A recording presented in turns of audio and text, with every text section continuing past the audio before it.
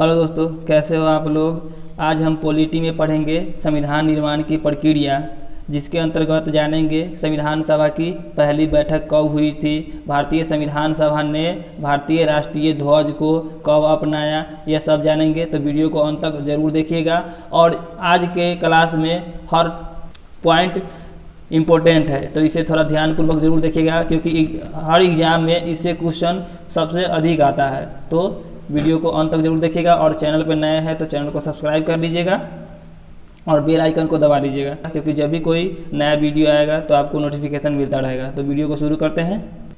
संविधान निर्माण की प्रक्रिया। संविधान के संदर्भ में कैबिनेट मिशन 1946 के तहत संविधान सभा का गठन किया गया। तो दोस्तों, ये क्वेश्चन पूछा हुआ है कि संविधान सभा का गठन किसके अनुसार किया गया, तो कैबिनेट मिशन 1946 के तहत किया गया।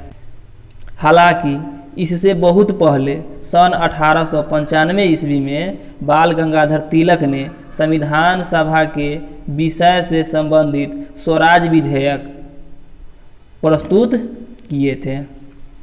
1895 में कांग्रेस के मंच से पहली बार स्वराज शब्द का प्रयोग 1906 ईस्वी के कलकत्ता अधिवेशन में हुआ था, जिसकी अध्यक्षता दादा भाई नौरोजी ने की थी।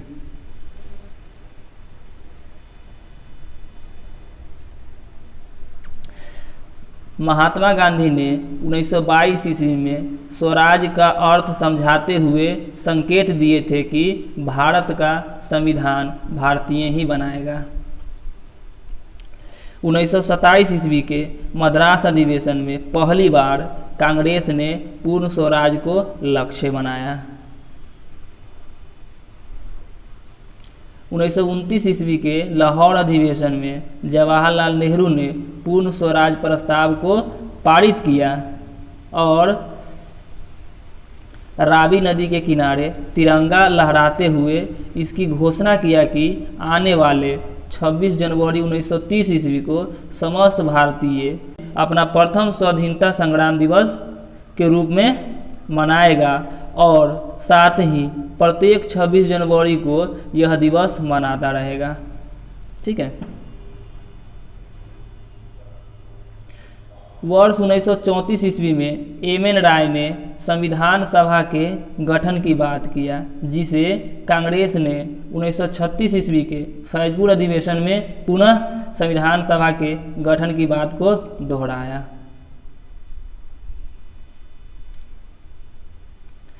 उन्नीस सौ 46 ईस्वी में आए कैबिनेट मिशन के द्वारा संविधान सभा का गठन किया गया। संविधान सभा की पहली बैठक 9 दिसंबर 1946 ईस्वी को हुआ था और इस दिन अस्थायी अध्यक्ष के रूप में डॉक्टर सच्चिदानंद सिन्हा की नियुक्ति किया गया। तो ये दोस्तों, ये क्वेश्चन पूछा जाता है कि अस्थायी अध्यक्ष के पद पर किसे नियुक्त किया गया था, तो डॉक्टर सच्चिदानंद सिन्हा की नियुक्ति की गई थी। इसे जरूर याद रखिएगा। 11 दिसंबर 1946 ईस्वी को संविधान सभा के अस्थायी अध्यक्ष के रूप में डॉक्टर राजेंद्र प्रसाद की नियुक्ति किया गया। इसी दिन संविधान सभा के उपाध्यक्ष के रूप में हरिश्चंद्र मुखर्जी की भी नियुक्ति किया गया तथा संविधान सभा के सलाहकार के पद पर बी.एन. राय की नियुक्ति किया गया। तो ये सब क्वेश्चन पूछा जाता है, तो इसे जरूर याद रखिएगा, क्योंकि हर पॉइंट इसमें इंपॉर्टेंट है, तो इसे जरूर याद रखिएगा।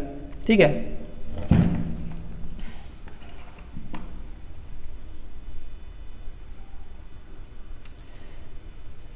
13 दिसंबर 1946 ईस्वी को संविधान सभा के सामने जवाहरलाल नेहरू ने उद्देश्य प्रस्ताव को प्रस्तुत किया था। तो ये भी क्वेश्चन पूछा जाता है कि उद्देश्य प्रस्ताव को कब प्रस्तुत किया गया और किसने प्रस्तुत किया, तो 13 दिसंबर 1946 ईस्वी को संविधान सभा के सामने जवाहरलाल नेहरू ने उद्देश्य प्रस्ताव को प्रस्तुत किया। 22 जनवरी 1947 ईस्वी को संविधान सभा ने उद्देश्य प्रस्ताव को स्वीकार कर लिया, जिसमें कहा गया था कि भारत में स्थित सभी ब्रिटिश प्रांत और देशी रियासत आपस में मिलकर भारत संघ का गठन करेगा। साथ ही भारत का सभी नागरिक राजनीतिक, सामाजिक, आर्थिक, न्याय एवं समानता के साथ स्वतंत्रता प्राप्त करेगा। उद्देश्य प्रस्ताव पर 8 महीना विचार विमर्श किया गया।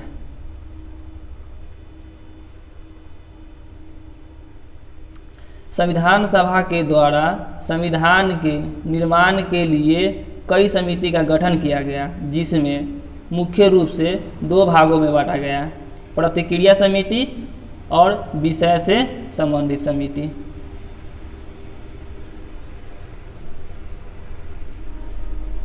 संविधान सभा ने संविधान के गठन के लिए परामर्श समिति का गठन किया, जिसने संविधान की प्रमुख विशेषताओं को प्रांतीय विधानमंडल एवं केंद्रीय विधानमंडल के सामने जानकारी दिया। संविधान के प्रारूप को BN राय के द्वारा तैयार किया गया था। संविधान के प्रारूप पर विचार विमर्श करने के लिए संविधान सभा के द्वारा 29 अगस्त 1947 ईस्वी को प्रारूप समिति ड्राफ्टिंग कमेटी का गठन किया गया था, जिसमें 7 सदस्य थे। तो इसे जरूर याद रखिएगा, ये बहुत ही इम्पोर्टेंट है कि प्रारूप समिति का गठन कब किया गया और इसमें कितने सदस्य थे, इसके अध्यक्ष कौन थे, ये भी सब पूछा जाता है, तो इसे जरूर याद रखिएगा।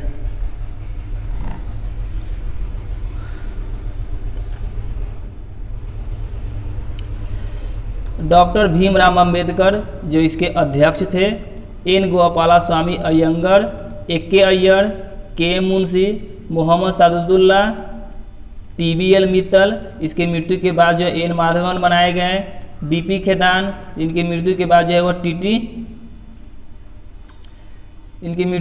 है वह TT कृष्णाचारी सदस्य बने। संविधान सभा का पहला प्रारूप अक्टूबर 1947 ईस्वी में संविधान सभा के सामने प्रस्तुत किया गया, जिस पर पहला वाचन यानी डिस्कशन अथवा विचार विमर्श 4 नवंबर 1948 ईस्वी से प्रारंभ हुआ, जो 14 नवंबर 1948 ईस्वी तक चला था। दूसरा वाचन यानी दूसरा डिस्कशन 15 नवंबर 1948 ईस्वी से प्रारंभ हुआ, जो 17 अक्टूबर 1949 तक चला। तीसरा वाचन 14 नवंबर 1949 ईस्वी से 26 नवंबर 1949 तक चला। इस तरह संविधान के अंतिम प्रारूप को संविधान सभा ने 26 नवंबर 1949 ईस्वी को पारित कर दिया और इसी दिन संविधान सभा ने संविधान को आत्मसमर्पित, अधिकृत एवं अंगीकार कर लिया। दोस्तों, ये क्वेश्चन पूछा जाता है कि संविधान सभा ने संविधान को कब आत्मसमर्पित, अधिकृत एवं अंगीकार कर लिया, तो 26 नवंबर 1949 ईस्वी को। तो इसे जरूर याद रखिएगा। संविधान निर्माण में कुल मिलाकर 2 वर्ष 11 महीना 18 दिन का समय लगा। संविधान सभा का अंतिम वाचन अर्थात विचार विमर्श जो है वह 24 जनवरी 1950 ईस्वी को हुआ था, जिसमें संविधान सभा के कुल 299 सदस्यों में से 284 सदस्यों ने संविधान के अंतिम प्रारूप पर हस्ताक्षर किया और अंततः संविधान सभा को भंग करके अंतरिम सरकार में परिवर्तित कर दिया गया और 26 जनवरी 1950 ईस्वी को पूरे भारत में संविधान को लागू कर दिया गया। तो संपूर्ण संविधान को कब लागू किया गया, तो 26 जनवरी 1950 को। तो ये भी याद रखिएगा। संविधान के निर्माण में कुल 64 लाख रुपया खर्च हुआ था और इसके निर्माण के लिए कुल 60 देशों के संविधान का अवलोकन किया गया था। संविधान निर्माण के फलस्वरूप जब संविधान सभा ने 26 नवंबर 1949 ईस्वी को संविधान को अंगीकार किया था, उस दिन हमारे संविधान में 395 अनुच्छेद, 8 अनुसूचियाँ एवं 22 भाग था। किंतु वर्तमान समय में विभिन्न संवैधानिक संशोधन के द्वारा बढ़कर अनुच्छेद की संख्या 450 से भी अधिक, लगभग 465 हो गई है, किंतु संख्या में अभी भी 395 ही है। वर्तमान समय में अनुसूची की संख्या गिनती एवं संख्या दोनों में 12 है। वर्तमान समय में भाग की कुल संख्या 22 है, किंतु गिनती में यह 25 हो गई है। संविधान के द्वारा संविधान बनाने के लिए 8 बड़ी समिति एवं 13 छोटी समिति का गठन किया गया था। जैसे संचालन समिति, इसके अध्यक्ष जो है वो डॉक्टर राजेंद्र प्रसाद को बनाया गया था।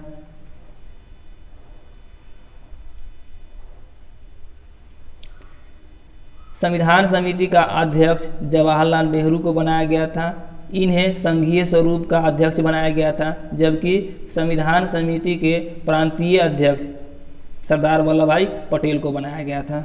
झंडा समिति के अध्यक्ष जेपी कृपलानी को बनाया गया था। प्रारूप समिति का अध्यक्ष डॉक्टर भीमराव अंबेडकर को बनाया गया था। तो इसे जरूर याद रखिएगा, क्योंकि ये क्वेश्चन पूछा जाता है कि प्रारूप समिति का अध्यक्ष किसे बनाया गया था, तो डॉक्टर भीमराव अंबेडकर को बनाया गया था।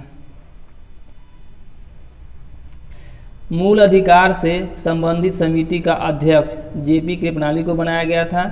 मूल अधिकार एवं अल्पसंख्यक मामले में परामर्श देने वाली समिति का अध्यक्ष जो है वह सरदार वल्लभ भाई पटेल को बनाया गया था।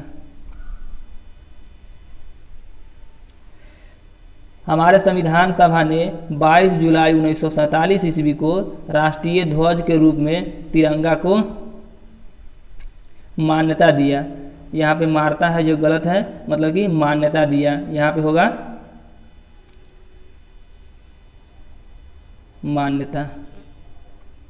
मान्यता दिया। जबकि 24 जनवरी 1950 ईस्वी को